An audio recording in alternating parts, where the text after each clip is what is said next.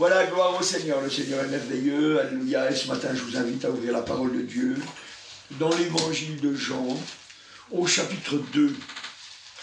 Cette petite histoire, alléluia, que le Seigneur a voulu qu'on puisse avoir pour l'éternité. Gloire au Seigneur. À partir du verset 1. Et ce sera le verset 11 qui nous intéressera. Il est marqué 3 jours après, il y eut des noces à Cana en Galilée.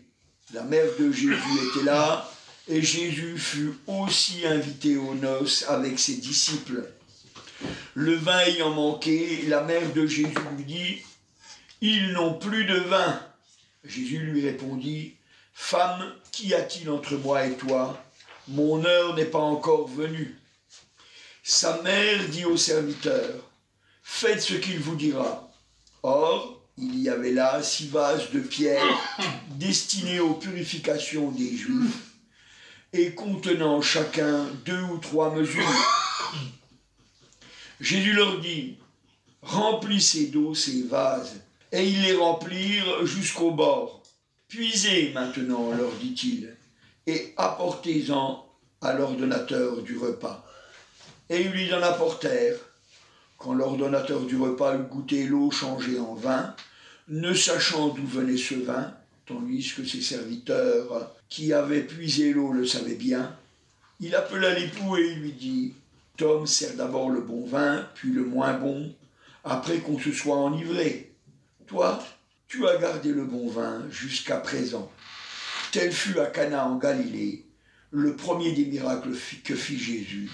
Il manifesta sa gloire, et ses disciples crurent en lui. Alléluia. Gloire au Seigneur. Alléluia. Voilà, et il est marqué au verset 11, le verset qui nous intéresse.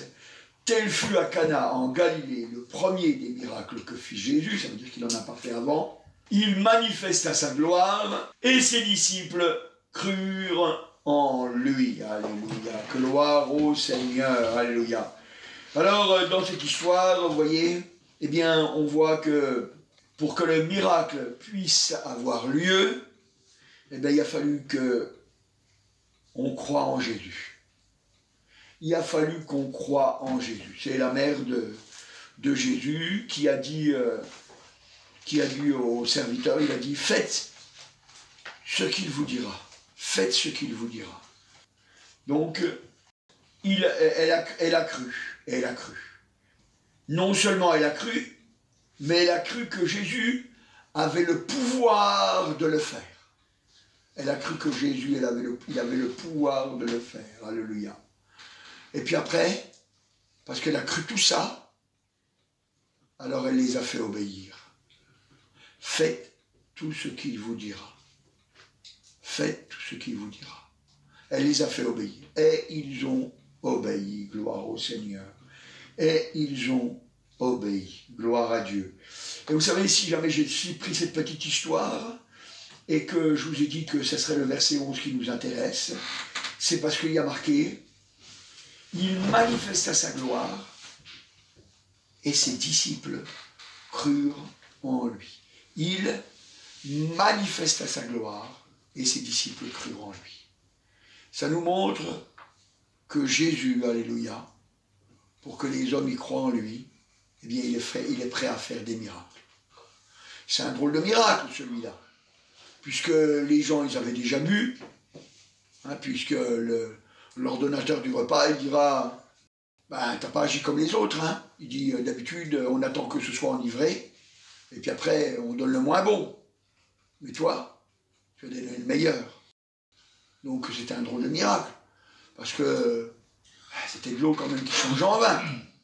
Il l'aurait changé en autre chose, on aurait compris, on aurait dit, ah ben, en jus d'orange, en je sais pas quoi, en café, hein. Mais là, ça n'a pas été le cas.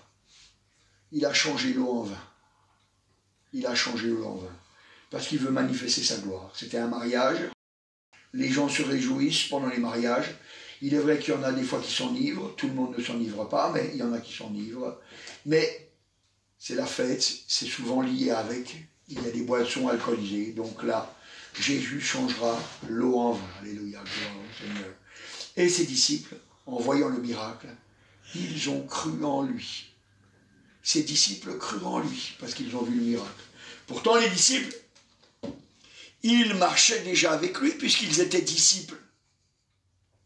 Puisqu'ils étaient disciples, ils marchaient déjà avec lui. Déjà, ils voulaient pratiquer la même discipline. Ils étaient disciples. Mais ils avaient besoin de voir un miracle. Toi, mon frère, toi, ma sœur, alléluia, sache que nous avons un Dieu de miracles. Nous avons un Dieu de miracles, un Dieu qui fait des miracles et qui ne se lâche point de faire des miracles. Depuis le début du monde, depuis la création, c'est le premier miracle qu'il a fait, en tout cas pour nous, eh bien, il n'a pas arrêté, il fait des miracles. Et aujourd'hui encore, il veut faire des miracles pour toi, alléluia. Il est vraiment le Dieu de miracles, alléluia, gloire au Seigneur. Eh bien, on pourrait regarder partout dans la Bible, et on verra que c'est à peu près toujours la même façon d'agir du Seigneur. Quand on regarde par exemple dans Matthieu, au chapitre 9, il est écrit au verset 27, « Étant parti de là, Jésus fut suivi par 2 aveugles qui criaient « Aie pitié de nous, fils de David !» Verset 28, « Lorsqu'il fut arrivé à la maison, les aveugles s'approchèrent de lui, et Jésus leur dit, « Croyez-vous que je puisse faire cela ?» « Oui, Seigneur, lui répondirent-ils. Alors il toucha leurs yeux en disant, « Qu'il vous soit fait selon votre foi. » Et leurs yeux s'ouvrirent. Gloire au Seigneur, alléluia. Et on voit quoi? On voit que ces aveugles, ils ont crié auprès du Seigneur. Donc ils ont cru. Ils ont cru que le Seigneur pouvait le faire. Ils ont cru que le Seigneur pouvait les guérir. Puisqu'il dit... Aie pitié de nous, Jésus. Aie pitié de nous, fils de David. Donc ils croyaient. Ils croyaient, ils n'auraient pas crié, aie pitié de nous, s'ils ne croyaient pas que Jésus pouvait faire le miracle. Mais parce qu'ils ont cru, alors ils ont pu faire cette prière. Aie pitié de nous, fils de David. Alléluia. Aie pitié de nous, Sauveur. Alléluia. Et puis, au verset 28, le Seigneur, il leur dit, « Croyez-vous que je puisse faire cela ?» Donc il fallait qu'ils croient que Jésus il avait le pouvoir de faire cette chose. Il fallait qu'ils croient que Jésus avait le pouvoir de faire cette chose. Alléluia, gloire au Seigneur. Et puis, après ils ont obéi. Ils ont obéi. Leur obéissance à eux, eh bien, c'était de croire que d'un seul coup, ils allaient voir. Et ils ont obéi, alléluia, gloire au Seigneur. Qu'il soit fait selon votre foi. Qu'il soit fait selon votre foi. Et ils ont fait marcher leur foi. Ils ont dit non, c'est pas parce que je suis aveugle que je ne vois pas, puisqu'il l'a dit, je dois voir. Je dois voir. Alors ils se sont mis à voir. Alléluia, gloire au Seigneur. Dieu, il a envoyé son fils Jésus, mais il ne l'a pas envoyé sans rien. Il l'a envoyé pour qu'il fasse des miracles pour nous. Il l'a envoyé pour que nous, eh bien, nous puissions être bénis. Parce que nous avons un Dieu qui bénit. Alléluia, gloire au Seigneur. Peut-être que tu te dis, ben oui, mais c'est vrai que c'est un Dieu qui bénit. Mais moi avec mes péchés. Moi avec tout ce qui ne va pas dans ma vie. Moi avec mes désobéissances. Avec mon manque de sincérité. Avec toutes ces choses qui m'empêchent. Eh bien, est-ce que ça peut agir pour moi? Est-ce que ça peut agir pour moi? Oui, mon frère, oui, ma soeur. Ça peut agir pour toi. Parce qu'il faut croire. Il faut croire. Il faut croire qu'il a le pouvoir de le faire. Et il faut obéir. Alléluia. Il faut obéir. C'est pour ça que la Bible elle nous dit dans Matthieu au chapitre 9 et au verset 13, donc 12 et 13, il dit, Jésus les ayant entendus leur dit, ce ne sont pas ceux qui se portent bien qui ont besoin de médecins, mais les malades. Allez et apprenez ce que signifie « Je prends plaisir à la miséricorde et non au sacrifice, car Je ne suis pas venu appeler des justes, mais des pécheurs. Voyez, l'appel du Seigneur, c'est un appel pour les pécheurs. Ça veut dire qu'il faut se reconnaître pécheur. Il faut se reconnaître pécheur. Il faut reconnaître qu'on a besoin de lui. Vous savez, les aveugles, ils avaient besoin de lui. C'est pour ça qu'ils sont venus auprès du Seigneur. S'ils n'avaient pas été aveugles, ils ne seraient pas venus crier auprès du Seigneur en lui demandant de recouvrer la vue. Non, ils ne seraient pas venus. Et puis, au mariage, si jamais le vin n'avait pas manqué, la mère de Jésus ne serait pas venue auprès de lui pour lui demander de faire quelque chose, pour lui demander que le miracle s'accomplisse. Les serviteurs, ils n'auraient pas eu besoin de faire ça. Ils n'auraient pas eu besoin de remplir d'eau les vases. Et ils n'auraient pas eu besoin de donner de l'eau aux invités, qui elle-même s'est changée en vin. Vous voyez, il n'y aurait pas eu besoin de ça. C'est quand on a des besoins. C'est quand on a des besoins. C'est là qu'on peut venir auprès du Seigneur, véritablement. Parce que quand on n'a pas de besoin, on ne voit pas pourquoi il faut venir au Seigneur. Et c'est pour ça que ce matin, je voudrais que tu prennes dans ton cœur de chercher avec soin tes péchés. De chercher avec soin tes péchés. Pour que tu reconnaisses, ben oui, c'est vrai, tu es un injuste, tu es un pécheur, tu as besoin de Jésus. Alléluia. Et si jamais tu reconnais ça, alors effectivement, la Bible dit, dans Matthieu au chapitre 9, au verset 13, là on l'a lu, il dit, allez et apprenez ce que signifie je prends plaisir à la miséricorde, non au sacrifice, car je suis venu pour appeler, non pas pour appeler des justes, mais des pécheurs. Alléluia. Gloire au Seigneur. Il est venu appeler des pécheurs. Et vous voyez, quand on se reconnaît pécheur, alors à ce moment-là, eh bien, on peut venir auprès du Seigneur Jésus. Alléluia. Dans le passage, j'ai marqué, apprenez ce que signifie je prends plaisir à la miséricorde. À la miséricorde. Il prend plaisir à la miséricorde. Vous savez ce que ça veut dire, miséricorde? Miséricorde, c'est un mot latin qui est composé de deux mots, du mot misereo, excusez-moi pour mon latin, je ne suis pas terrible, et du mot corps. Alors misereo, c'est avoir pitié, et corps, c'est cœur. C'est la générosité qui entraîne le pardon. C'est la pitié qui pardonne le coupable. C'est la bonté de Dieu qui pardonne. C'est la bonté de Dieu qui pardonne. Nous avons un Dieu pardonneur. Nous avons un Dieu qui pardonne.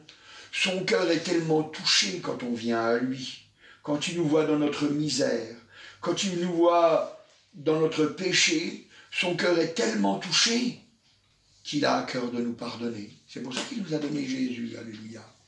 Gloire au Seigneur. Et les disciples, ils ont cru.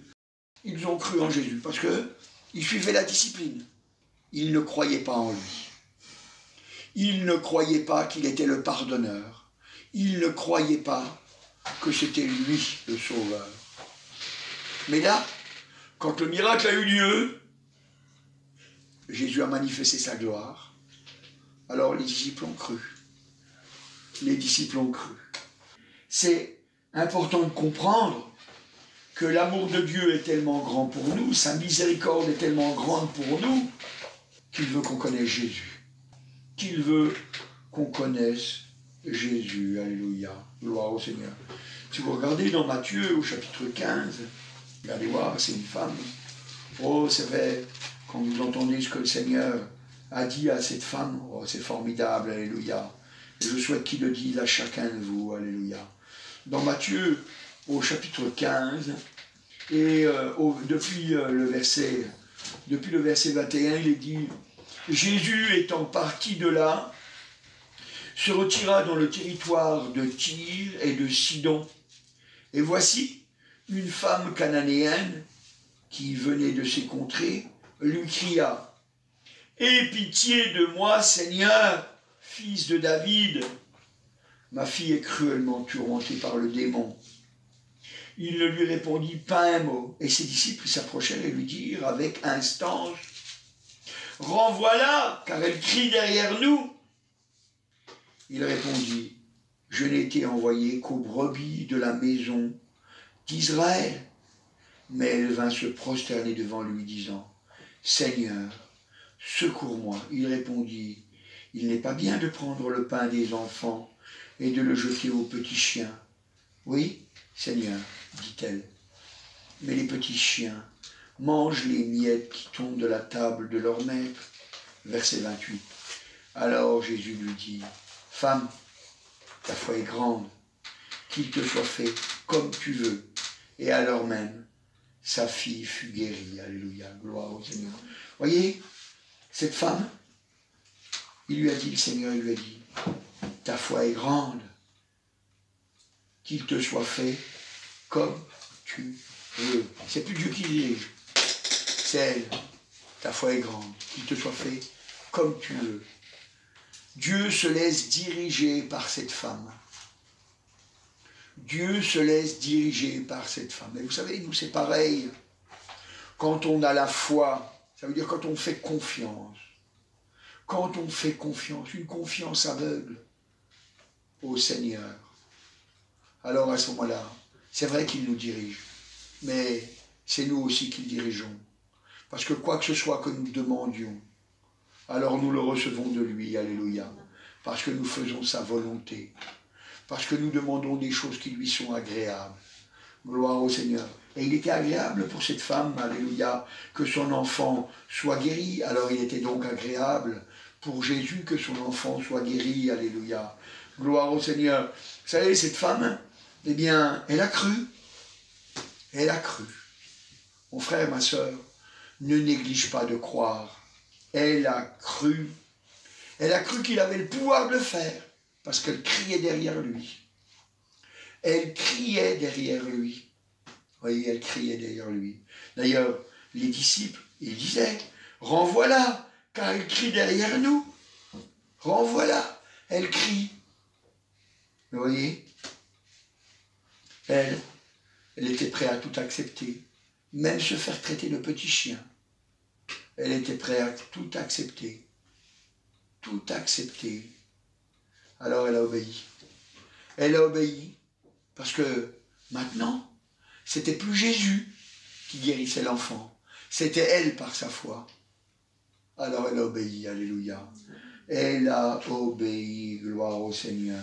Vous voyez, c'est important de comprendre que ça dépend de nous. Ça dépend de nous. La Bible, elle nous dit, vous savez, elle nous dit des fois des choses qu'on aurait préféré ne pas savoir, mais pourtant on doit les savoir pour qu'on ne soit pas trompé. Pour qu'on ne soit pas trompé. Parce que vous savez, combien de fois, vous savez, combien de fois on voit que les gens, eh bien, ils sont trompés parce que ils croient des mensonges. Ils croient des mensonges. Et quand on croit des mensonges, alors il est vrai que ça ne peut pas marcher. Mais si jamais on croit la vérité, alors à ce moment-là, eh bien, on peut savoir que Jésus fait des miracles que si on croit. Vous voyez, la Bible elle nous dit que même Jésus, parfois, eh bien, il n'a pu faire aucun miracle à cause de leur incrédulité. C'est nous, on doit obéir. Oui, je crois. Je crois. Et vous savez, c'est de l'obéissance que de croire. Parce que ça veut dire, je me livre au Seigneur. Je me livre au Seigneur. Ça veut dire, je crois. Je crois que tout ce que tu as dit, c'est la vérité et que tu vas l'accomplir. C'est ça que ça veut dire. C'est ça que ça veut dire. Et quand on croit ça, ben, on s'abandonne à lui.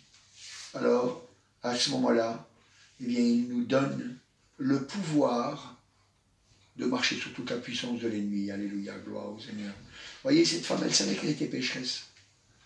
Elle savait, mais elle savait qu'elle pouvait obtenir. Donc ça veut dire que toi, ce matin aussi, tu peux obtenir. Ça va ne dépendre que de toi. Ça va dépendre que de toi.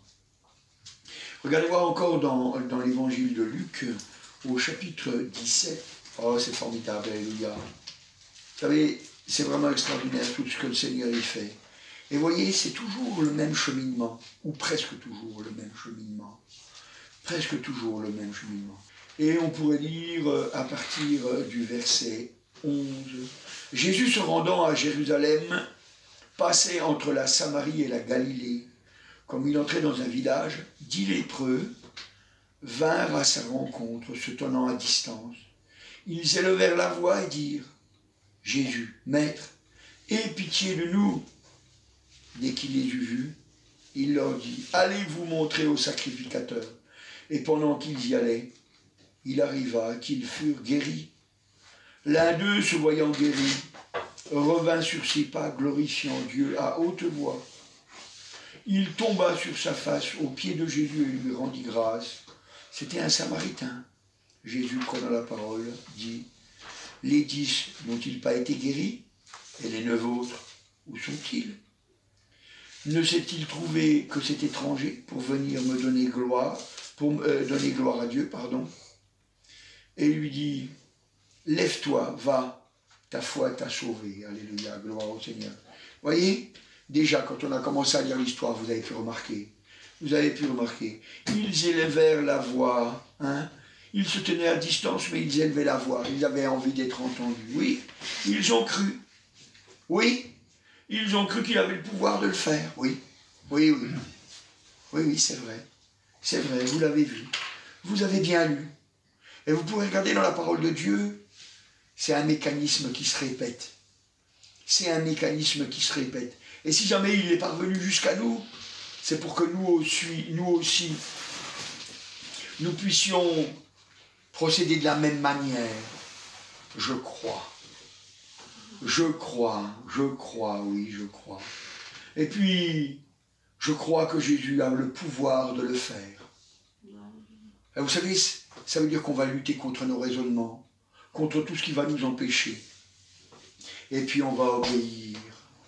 Vous savez, on aurait pu lire encore beaucoup d'histoires, alléluia. On aurait pu lire encore beaucoup d'histoires quand Jésus, il va à la piscine de Bethesda, et puis il lui dira « Lève-toi, prends ton lit et marche. » T'es un homme qui ne pouvait pas marcher. Ça faisait bien des années qu'il était comme ça paralysé.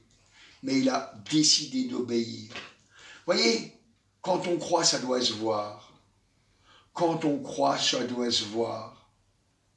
Et vous savez, quand on décide de croire, alors le Seigneur, alléluia, il manifeste sa gloire, alléluia, gloire au Seigneur. C'est vrai, alléluia. Et c'est pour ça que le Seigneur Jésus, il dit, au verset 17, du chapitre 17, il dit, les 9 autres, où sont-ils? Ils n'ont pas été guéris, ceux-là. Ils n'ont pas été guéris, ceux-là. Si, ils ont été guéris. Ils ont été guéris. Et puis, au verset 18, il dit, il ne s'est trouvé que cet étranger pour venir et donner gloire à Dieu. Oui, c'est vrai. On a souvent tendance à oublier. C'est vrai qu'on a un Dieu de compassion, un Dieu de miséricorde. C'est vrai que nous avons un Dieu qui nous aime, un Dieu qui veut nous guérir, un Dieu qui veut nous changer, un Dieu qui veut nous transformer, un Dieu qui veut nous emmener dans son ciel de gloire. Mais vous savez, il ne faut pas oublier. Il ne faut pas oublier de rendre gloire à Dieu, alléluia. Il ne faut pas oublier de donner gloire à Dieu. C'est lui qui fait les miracles. C'est lui qui fait les prodiges, alléluia. Et on doit lui donner gloire, alléluia. Et vous voyez, pour lui donner gloire, comment il a fait? Alors, quand on regarde, il est dit au verset 15, l'un d'eux, se voyant guéri, revient sur ses pas, glorifiant Dieu à haute voix. Glorifiant Dieu à haute voix. Le chrétien, il glorifie Dieu à haute voix. Vous savez, quand je vous dis prenez la victoire, priez à haute voix. D'abord, c'est pour vous. Et puis deuxièmement, c'est pour les autres, parce que c'est un encouragement pour les autres. Vous savez, il faut qu'on soit des encouragements pour les autres. On ne vit pas que pour nous-mêmes. On vit pour qu'il y ait des sauvés. On vit pour qu'il y ait des sauvés. Alléluia. Et Dieu nous bénit. Dieu nous bénit, gloire au Seigneur, alléluia. Et c'est formidable, alléluia. Je voudrais quand même vous dire, c'est vrai, ils ont cru, et c'est bien, il faut croire. Ils avaient cette foi que Jésus avait le pouvoir de faire le miracle, et ils ont eu bien fait. Et ils ont obéi, et ils ont eu bien fait. Mais il y a une chose quand même, mon frère, ma soeur, que je dois te dire. Et je dois te le dire, parce que la vie, elle est longue, même si elle est courte. Et il ne faut pas se tromper de chemin. Parce que c'est le Seigneur Jésus qui dit qu'on pourrait se tromper de chemin. C'est vrai. Si vous regardez dans Matthieu, au chapitre 7, on voit que le Seigneur Jésus nous prévient. Il nous prévient parce qu'il nous aime, parce que véritablement sa miséricorde est là, alléluia, gloire au Seigneur. Et parce qu'il nous aime et sa miséricorde est là, il nous dit, dans Matthieu au chapitre 7, et au verset 13, il dit « Entrez par la porte étroite, car large est la porte, spacieux le chemin qui mène à la perdition, et il y en a beaucoup qui entrent par là. Mais étroite est la porte, resserrez le chemin qui mène à la vie, et il y en a peu qui les trouvent. » Donc il parle et il dit, voilà, c'est vrai. Il dit, entrez par la porte étroite. Entrez par la porte étroite. Et vous savez, si le Seigneur il nous dit qu'il faut entrer par la porte étroite, et qu'il nous dit que la porte resserrée, eh bien, il y en a peu qui la trouvent, c'est parce que des fois les gens, eh bien, ils mélangent tout. Ils mélangent tout. Et ils croient que la foi, ben, c'est le passe-partout. Et que le miracle, c'est le signe de la vérité. Et le miracle n'est pas le signe de la vérité. Et la foi n'est pas le passe-partout. Vous savez, quand je dis ça, des fois, ça déçoit les gens. Mais je préfère vous décevoir maintenant, pendant que vous êtes vivant, plutôt que de vous laisser rentrer en enfer et vous lamenter et pleurer et souffrir pendant l'éternité. C'est pour ça que je vous le dis. C'est vrai, le miracle n'est pas la preuve de la vérité. Le miracle n'est pas la preuve de la vérité. Et la foi n'est pas la clé passe-partout. Parce que la foi, elle doit produire un fruit. Elle doit produire un fruit. C'est le Seigneur Jésus qui nous dit dans Matthieu, au chapitre 7 et au verset 20, voilà, Matthieu chapitre 7 et au verset 20, il dit « C'est donc à leurs fruits que vous les reconnaîtrez. C'est donc à leurs fruits que vous les reconnaîtrez. » On reconnaît le chrétien aux fruits. On reconnaît le disciple aux fruits. On reconnaît celui qui marche avec Dieu aux fruits. Vous savez, on peut faire croire plein de choses aux gens. Oh, on peut faire croire qu'on a une grande foi, mais c'est pas le passe-partout. La foi, il la faut. Il est vrai. Il la faut. Parce que la Bible, elle nous dit dans Hébreux au chapitre 11, regardez voir, donc il est important d'avoir la foi, mais elle ne fait pas tout.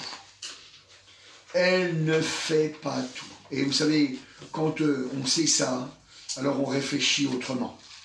Mais quand on ne le sait pas, on s'imagine que ça va être suffisant. Que ça va être suffisant. La Bible dit au verset 6 du chapitre 11, il est dit « Or, sans la foi, il est impossible de lui être agréable, car il faut que celui qui s'approche de Dieu croit que Dieu existe, et qu'il est le rémunérateur. » Vous voyez, le rémunérateur, c'est celui qui a le pouvoir de faire. C'est ça que ça veut dire, hein, le rémunérateur. C'est celui qui a le pouvoir de faire. Il est le rémunérateur, celui qui a le pouvoir de donner. Il est le rémunérateur de ceux qui le cherchent. Alléluia, gloire à Dieu. Et puis après, c'est pour ça qu'après il est dit, c'est par la foi que Noé, hein, c'est par la foi qu'Abraham, c'est par la foi que Moïse, etc. C'est par la foi, c'est par la foi. Et on voit qu'ils ont fait. Ils ont fait, donc ils ont obéi à cette foi. Ils ont obéi à cette foi, alléluia, gloire au Seigneur. Mais le miracle n'est pas la preuve qu'on est dans la vérité. Si on avait lu Si on avait lu dans Matthieu au chapitre 7, verset 21-22, il dit au verset 22, « Plusieurs me diront à ces jours-là, Seigneur, Seigneur, n'avons-nous pas prophétisé par ton nom? N'avons-nous pas chassé des démons par ton nom?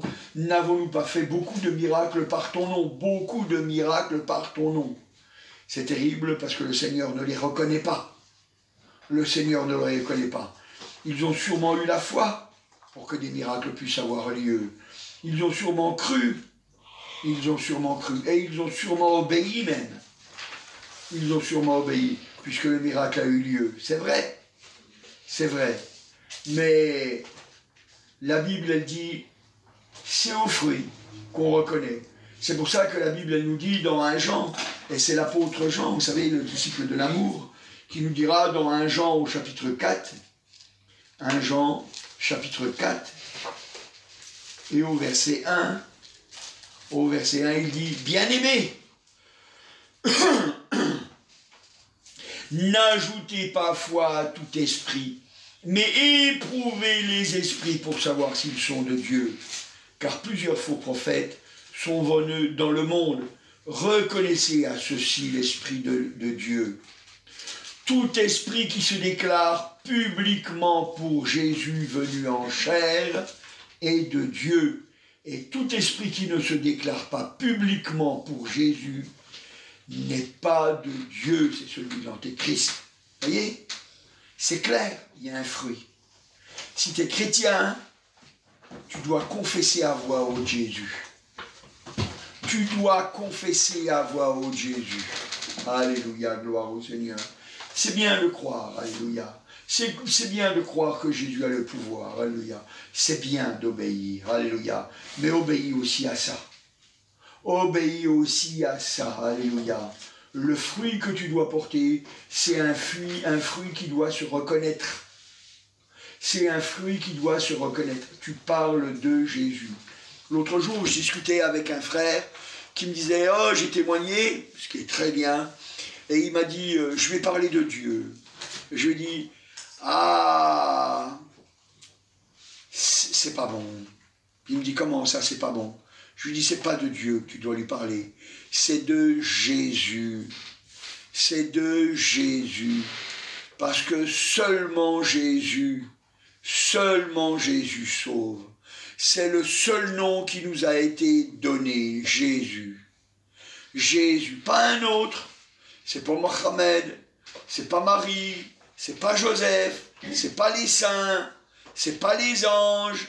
Non, c'est pas Dieu, c'est pas le Saint-Esprit. C'est Jésus.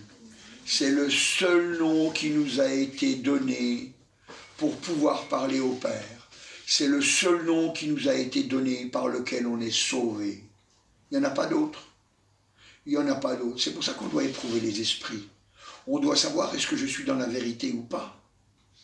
Est-ce que je suis ou non dans la vérité?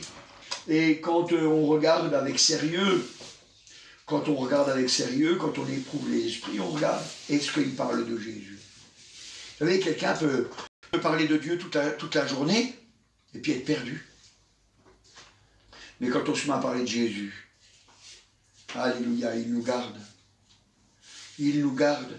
Il nous garde. On parle de Jésus parce qu'on demande pardon pour nos péchés. On sait qu'on est pécheur. On sait. On le sait. Mais on sait qu'il nous délivre. On crie à lui. On crie à lui. Et on sait qu'il nous délivre. Alléluia. On sait qu'il a le pouvoir de le faire. Alors on crie à lui. On crie à lui. Alléluia. Et on obéit. On obéit et on abandonne notre péché. Et on abandonne notre péché. Alléluia. Gloire au Seigneur. Vous savez, c'est des choses, si on ne les comprend pas, si on ne les sait pas, alors on s'égare. Et on se perd. Parce que large est le chemin de la perdition. Large, très large. Et si vous lisiez les passages, vous verriez que le Seigneur, il parle de gens qui croient, même des gens qui lui parlent. Parce que c'est l'obéissance qui va faire la différence. C'est quand on obéit. C'est quand on obéit, alléluia, gloire au Seigneur. On éprouve les esprits et on reconnaît quel fruit qui est porté. Quel est donc le fruit que je porte? Est-ce que c'est un fruit digne du Seigneur? Est-ce que c'est un fruit de chrétien? Quel fruit est-ce que je porte? C'est ça qu'il faut savoir. Alléluia, gloire au Seigneur. Vous savez, c'est des fois étonnant de voir qu'il y en a qui peuvent parler de Dieu. Si vous prenez par exemple dans l'Ancien Testament, un roi, chapitre 13, c'était un ancien prophète. Alors c'est un prophète qui est venu et puis qui a fait une prophétie pour dire ce qui allait arriver dans la suite des temps. Et puis Dieu lui a dit, voilà, tu ne repartiras pas par le même chemin, tu ne boiras pas et tu ne mangeras pas dans ce lieu-ci, hein, dans ces contrées-ci, il lui avait dit ça. Et puis le serviteur de Dieu, ce prophète, eh ben, il était parti. Alors on pourrait lire depuis le verset 13, et il dit à ses fils, scellez-moi l'âne, ils lui scellèrent l'âne et il monta dessus. Il alla après l'homme de Dieu et qu'il trouva assis sous un térébin et il lui dit, es-tu l'homme de Dieu qui est venu de Juda? Il répondit, je le suis. Alors il lui dit, viens avec moi à la maison et tu prendras quelque nourriture. Mais il répondit, je ne puis ni retourner avec toi, ni entrer chez toi.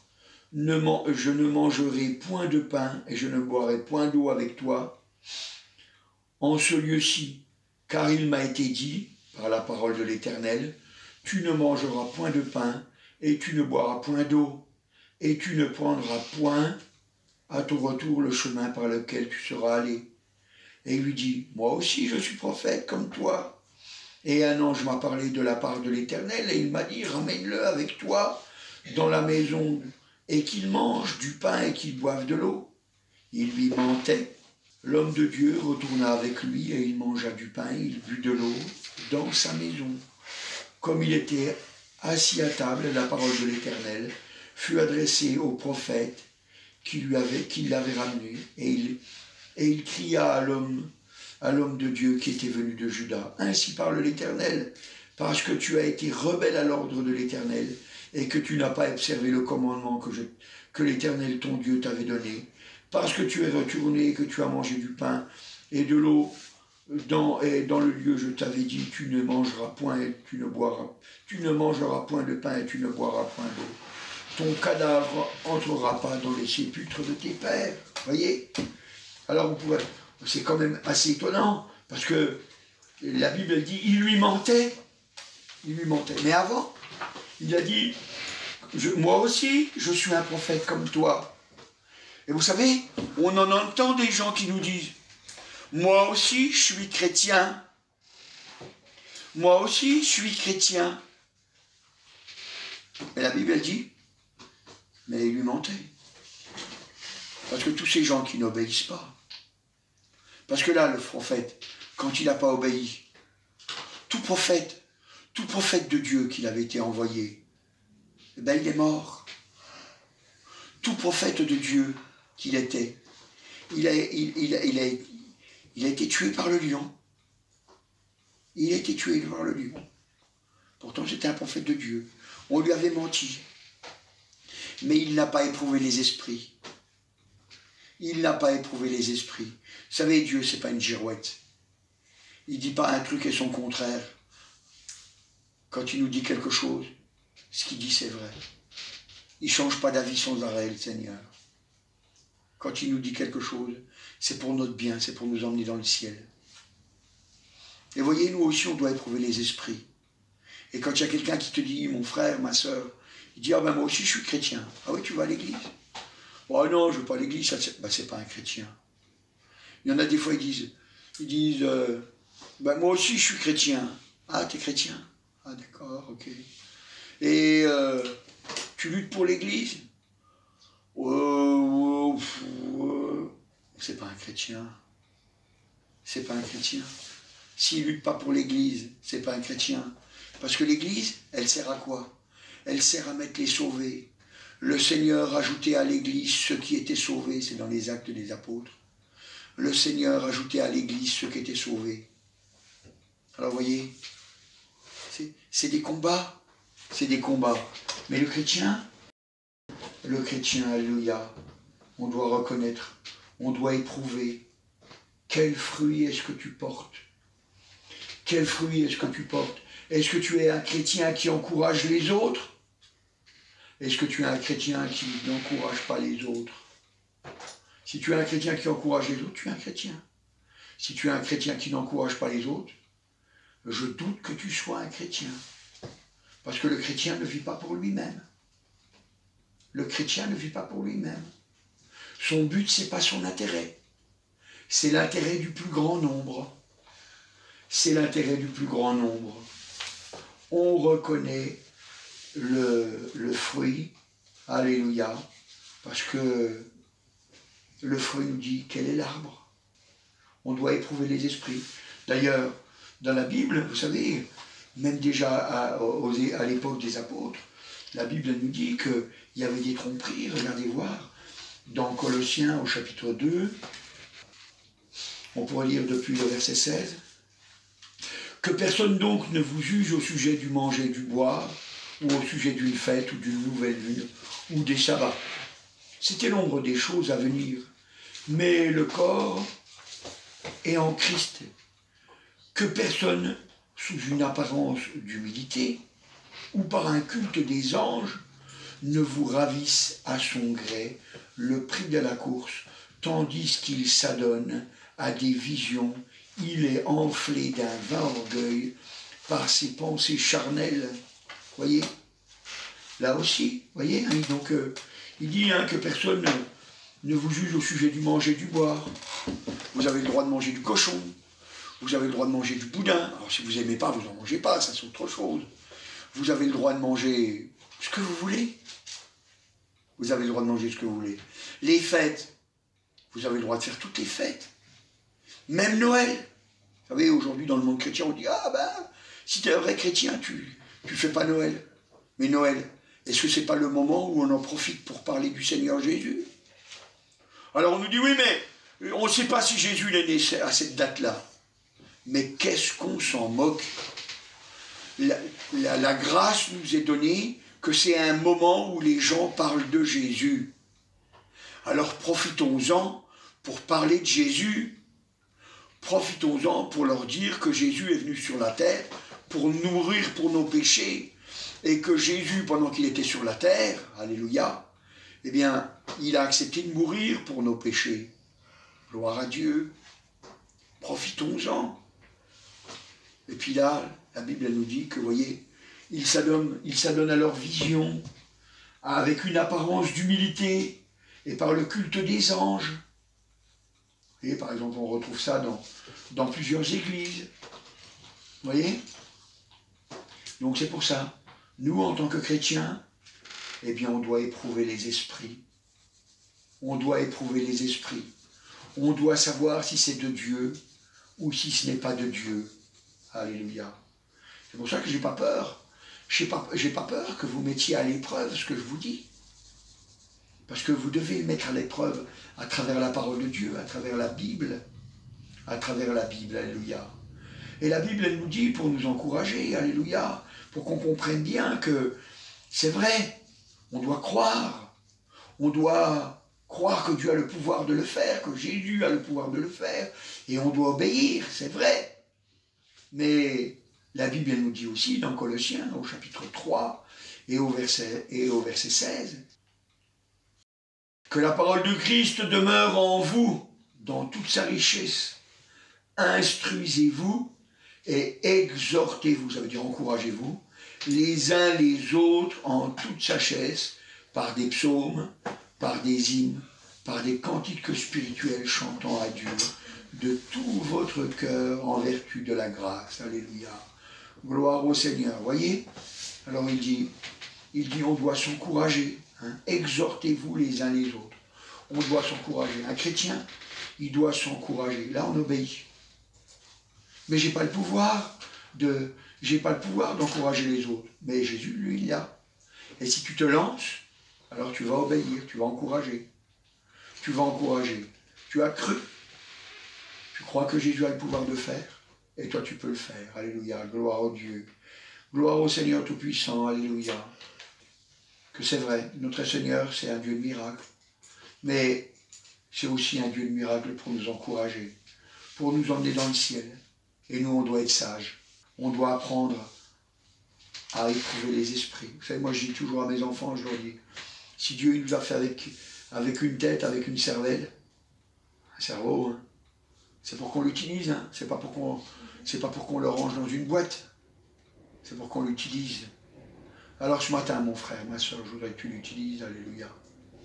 Je voudrais que tu comprennes. L'Église a besoin de toi, elle a besoin d'ouvriers. Elle a besoin d'ouvriers.